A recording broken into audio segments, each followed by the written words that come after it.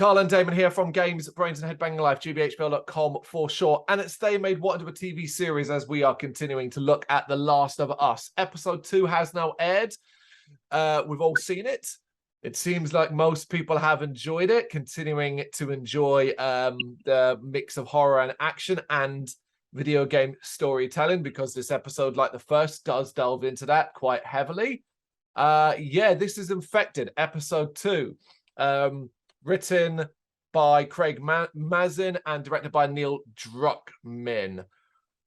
I suppose we'll just start off, because we're not going to be having to do introductions in regards to the characters and the names and stuff like that. I guess we'll just start off by sort of saying, what did you think overall of this episode? Yeah, I thought again, it was another very, very strong episode. Yeah, I thought it covered it had pretty much everything you needed. It had a story, it had action, it had intense moments, it had obviously a very gross moment too. Yeah, I just think that overall it was a very strong episode. Agreed. I really enjoyed it. I enjoyed the mix, as you said, of action, horror, stealth, some gross imagery, some good look at some of the notable enemies that will be featured in the show as well. That was done really, really good.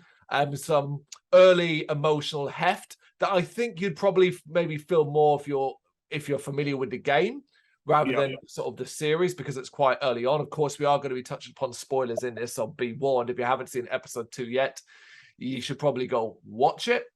Yeah. But I love the introduction to this episode. I loved it. I'm kind of hoping, right? I'm kind of hoping that's what they're going to do every episode, right? Yeah. When we begin back in 2003, when the outbreak was beginning, and we go to different countries and reactions to this, because this one starts off in Jakarta, the city of Jakarta, as a scientist, a mycologist, I think they're called mycologist. Yeah. I may be saying that wrong. She finds out about the incoming pandemic, and the weight of it weighs down on it. It's very impressive, very strong start. Yeah, it was impressive. It was very emotional too. You know, like when the soldier or commanding soldier was like asking her, "What do we do?" And she's like, basically bomb everyone. Yeah, and including her. Well, yeah, because obviously it's such a huge city, such an urban sprawl. Containment would be near impossible, particularly as at that stage we established that they've already lost control, because the original, basically the victim they find who'd been bitten and then become violent and had the infection within her. You do get some pretty horrible scenery in this one, such as her cutting open the wound and it being like quite mushroomy inside. It's really horrible, isn't it? It really is, the growth of fungus and mushroom inside the body. Yeah. But yeah, it has massive weight, like particularly when you attach it to the opening of episode 1, where the scientist, way before 2003, was expressing the possibility and what it might mean for the human race. Yeah, definitely. Loved it. But then the majority of this episode, we stick with Joel, Ellie, and Tess as they sort of make their way through this early portion of this destroyed city. Seemingly having done it loads and loads, Joel and Tess are they're confident, but they're still wary of any potential threats. But they also are wary of Ellie, because obviously they're confused about Ellie not having been bitten, not succumbing to the infection. Yep. What was your view though on like the scenery? Loved it. I love the mix of what is clearly big CG for background and imagery, but then bringing us down to a closer local level where they've obviously used and really done a great job of it. There were a couple of great shots. There was one of a cafe that was really overgrown by like moss and greenery. I love that. Yeah. The bit on the highway where they're all the cars and stuff. Just seeing nature take back the world as well. I thought it's a really good touch, because how many times in post-apocalyptic worlds does we just tend to focus on destroyed and decayed cities? But here we get a bit more of an imagery of Mother Nature taking back the world. Yeah, I mean, like the Walking Dead is a perfect example. You know, it's just a lot of destroyed buildings and destroyed cars. There's no imagery like this at all. Yeah, what you end up with is grey and dark mush, and what this gives is a lot of vibrancy, because although we ended episode 1 at night.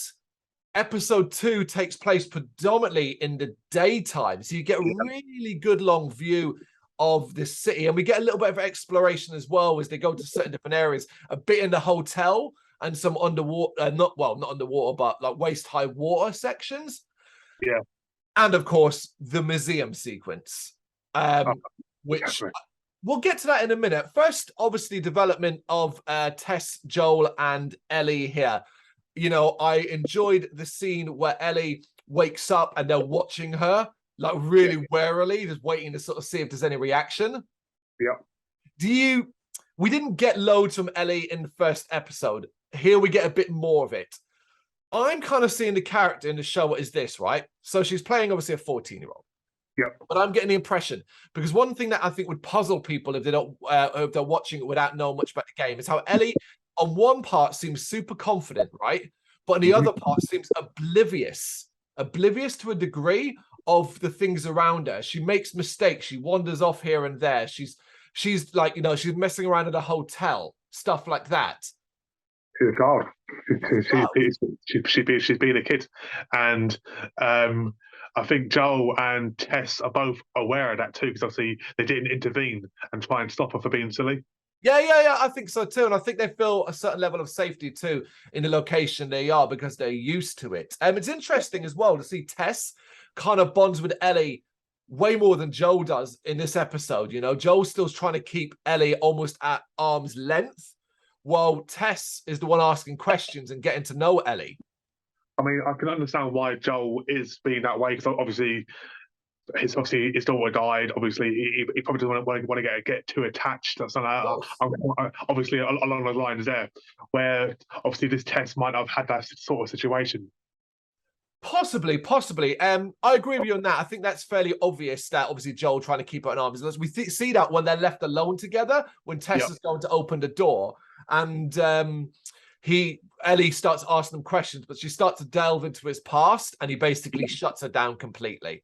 Or do you think it could be like just the basis of a good cop, bad cop sort of routine? No, I just think he's wary. I think he's wary of giving a shit. Yeah.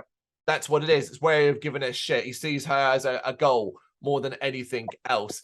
It's not like Tess is like, oh, come and give me a hug, Ellie. She just asks a lot more questions. In fact, it's through Tess that we actually find out how Ellie got bitten originally. And it was here you kind of realize that Ellie's not telling the truth. Yes. Because the story about going into this sort of off-limits shopping center and things like that, and you're like, something doesn't add up there. But also, how did she, considering how unclear she seems to be about dealing with the infected, you're asking the question, how did she survive this long? Yeah, there's definitely a few background issues there, because obviously she was talking about obviously her family too, and she said that she's the only child. You know, I don't know, was she with a group? Did the group get completely overrun? Well, that's the thing, and here's the thing, folks. We know, you can sit there and type in the comments or go, oh well, this is what it does in the game. We know that. We are taking it from the angle of a person that isn't watching or that familiar with the games. As I said in episode 1, I'm watching this with my wife, who basically early in this episode went, I reckon Tess is going to die. And I just, and I'm just like, well, maybe, you don't know, wait and see. I'm like, like trying to constantly avoid those spoilers, I mean, obviously, I knew it was coming, but I didn't think it was going to come so quickly in episode 2. I thought maybe episode 3 or 4. Well, yeah, I mean, there's not, like my wife said that that the show gave the game away, right? And bear in mind, she doesn't know the video game at all, but she says they gave it away by showing in ad breaks, like when it goes into part, the imagery shows Joel and Ellie alone together. And I said to her, like, that doesn't mean that Tess was gonna die. It just means they maybe got separated. Of course, yeah, exactly. But yeah, the biggest shock of this episode is that Tess does die, and this all comes from a sequence in the museum where we get introduced to clickers, and this is very horror heavy because they're blind, but they hear sound really, really well. Yeah. So, 2 questions for you. First one, what did you think of this entire sequence? Well, for starters, I love the whole build up, the whole sneaking into the place, and obviously all the mushrooms growing in the it was very very horrible scenery. Yeah. But I love that. I found it very clever. Yep. I like the whole sneaking and being quiet element. Again, very clever. I like the fact that that obviously there were some points where you got to see the creature fully, but I like the fact that it was like sort of like a quick in and out, Frantic. quick like yeah, literally a quick like sort of like a flash of the torch. It's dead and it's gone.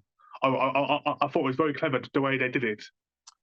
Agreed. I really enjoyed it too. While I did find it par for the course with any sort of zombie horror where there's a blind zombie and you're trying to keep quiet and that kind of thing, I thought this was done really well. And part of what I enjoyed was what you just said there, was how quick some of the flashes were and how it would go from like when it hit a momentary flash of action, it actually slowed it down again because ultimately they were able to keep quiet suddenly and then it would kick off again.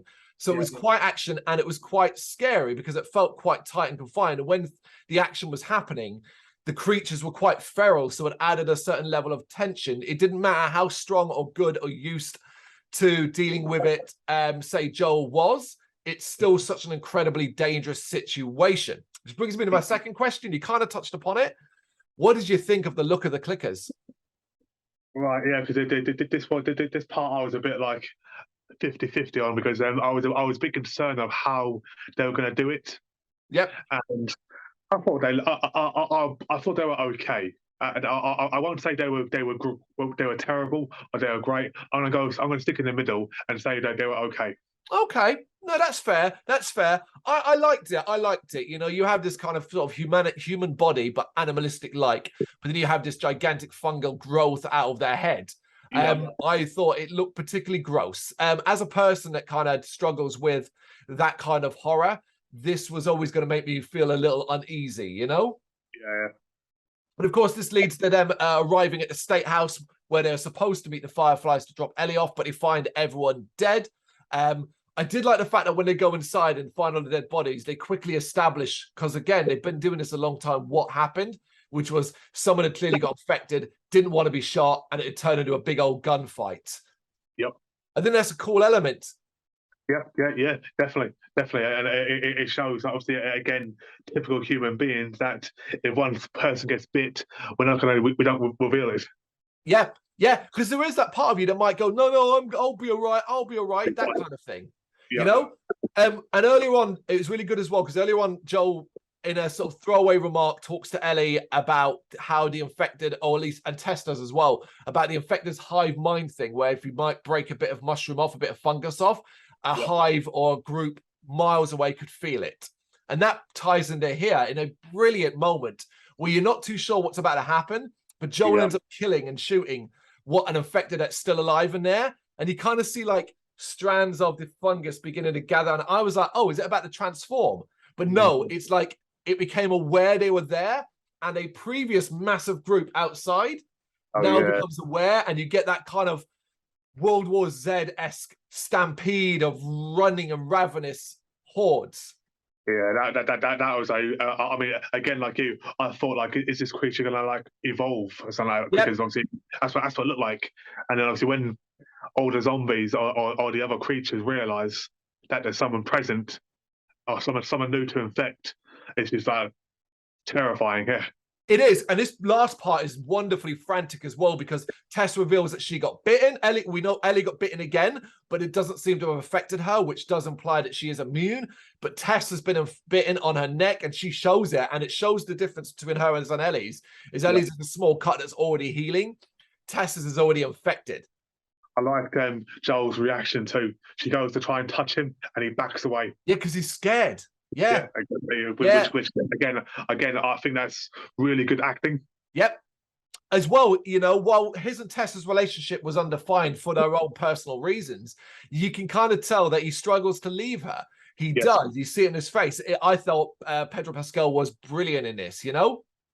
Again, yep. But I'd also massively credit, Tess as well in this. I thought she was brilliant too. Yep, definitely, yep. I'm trying to remember who played Tess. I'm trying to find it. Anna Torv. Yep. Yeah, but she is exiting the show here because she basically says, look, I'll hold them off by setting fire to this place as they come rushing in and blowing it up with grenades, giving you a chance to get away. But it doesn't quite work out that way at first. I was like, I thought it was unnecessarily horrible. I mean, it does work out. She does eventually get the lighter to spark and blow it up. But like, get into the scene where the infected is spreading, well, it into her mouth. I was like, oh, that's horrible. I know.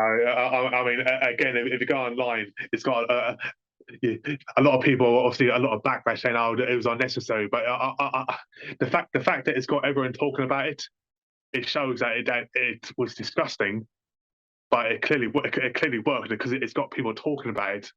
Yeah, I mean, I'd wonder what the criticism. What kind of criticism? What are you seeing?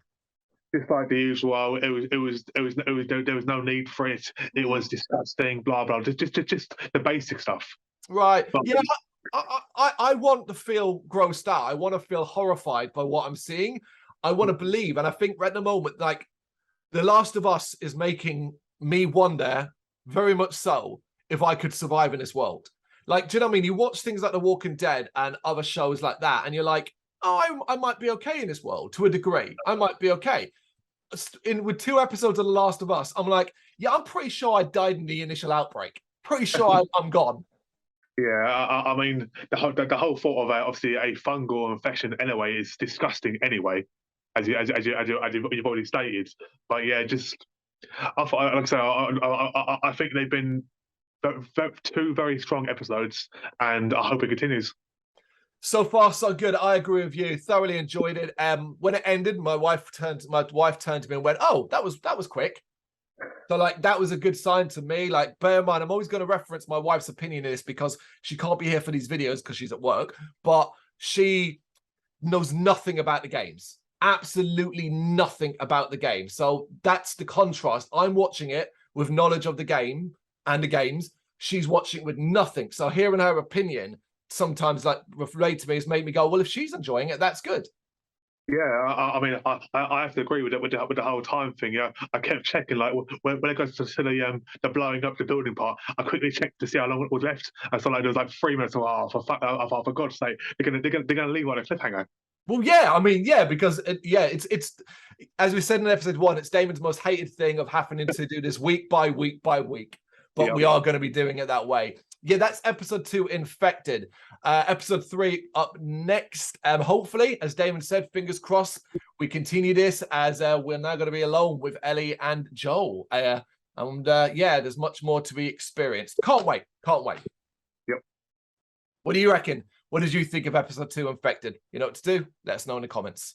Thank you very much for watching. If you liked what you saw, please help us out by giving us a thumbs up and hitting that subscribe button. If you really liked what you saw, consider donating to keep the website and channel running by buying us a coffee via our coffee page or picking up some merch from our Big Cartel store. You can check us out on gbhbl.com as well as via our social media, Facebook, Instagram and Twitter, as well as listen to our interviews via SoundCloud, Apple Music and Spotify. Just search for GBHBL. Games, horror and heavy metal. What else is life for?